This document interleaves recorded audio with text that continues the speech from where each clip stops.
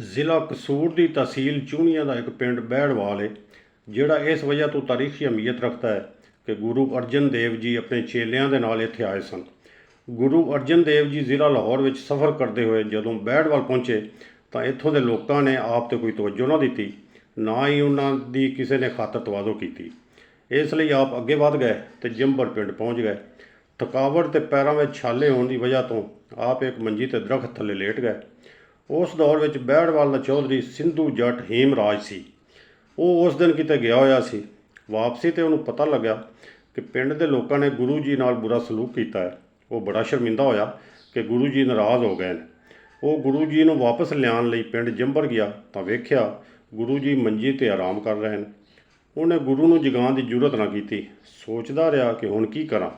ਉਹਨੇ ਗੁਰੂ ਸਮੇਤ ਮੰਜੀ ਚੁੱਕ ਕੇ ਆਪਣੇ ਸਿਰ 'ਤੇ ਰੱਖ ਲਈ ਅਤੇ ਗੁਰੂ ਨੂੰ ਆਪਣੇ ਪਿੰਡ ਬਹਿੜਵਾਲ ਲੈ ਆਇਆ। ਗੁਰੂ ਅਰਜਨ ਦੇਵ ਜੀ ਹੀਮਰਾਜ ਦੇ ਇਸ ਕੰਮ 'ਤੇ ਬੜੇ ਖੁਸ਼ ਹੋਏ। ਆਪ ਨੇ ਪੀਣ ਲਈ ਪਾਣੀ ਮੰਗਿਆ ਤਾਂ ਪਿੰਡ ਦੇ ਲੋਕਾਂ ਨੇ ਦੱਸਿਆ ਕਿ ਪਿੰਡ ਦਾ ਇੱਕੋ ਹੀ ਖੂਹ ਹੈ ਜਿਹਦਾ ਪਾਣੀ ਕੌੜਾ ਹੈ।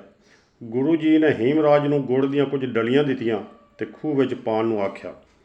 ਗੁੜ ਦੀਆਂ ਡਲੀਆਂ ਪਾਉਣ ਨਾਲ ਖੂਹ ਦਾ ਪਾਣੀ ਮਿੱਠਾ ਹੋ ਗਿਆ। ਗੁਰੂ ਦੀ ਇਹ ਕਰਾਮਤ ਵੇਖ ਕੇ ਹੀਮੇ ਨੇ ਸਿੱਖ ਮਜ਼ਹਬ ਕਬੂਲ ਕਰ ਲਿਆ।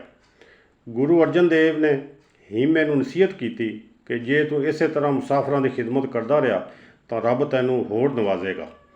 ਹੀਮੇ ਅਰਜ਼ ਕੀਤੀ, ਸਰਕਾਰ, ਮੈਂ ਕੀ ਖਿਦਮਤ ਕਰਨੀ ਹੈ?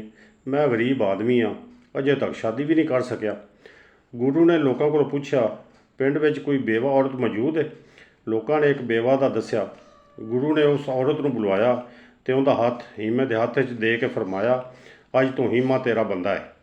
ਬੇਵਾ ਔਰਤ ਨੇ ਗੁਰੂ ਜੀ ਦਾ ਹੁਕਮ ਖੁਸ਼ੀ ਨਾਲ ਕਬੂਲ ਕਰ ਲਿਆ। ਗੁਰੂ ਨੇ ਦੋਵਾਂ ਨੂੰ ਦੁਆਵਾਂ ਨਾਲ ਰੁਖਸਤ ਕੀਤਾ। ਹੀਮਾ ਕਈ ਬੱਚਿਆਂ ਦਾ ਬਾਪ ਬਣਿਆ। ਸਿੱਖਾਂ ਦੀ ਨਕਈ ਮਿਸਲ ਦਾ ਬਾਨੀ ਹੀਰਾ ਸਿੰਘ ਹੀਮੇ ਦੀ ਔਲਾਦ ਵਿੱਚੋਂ ਸੀ।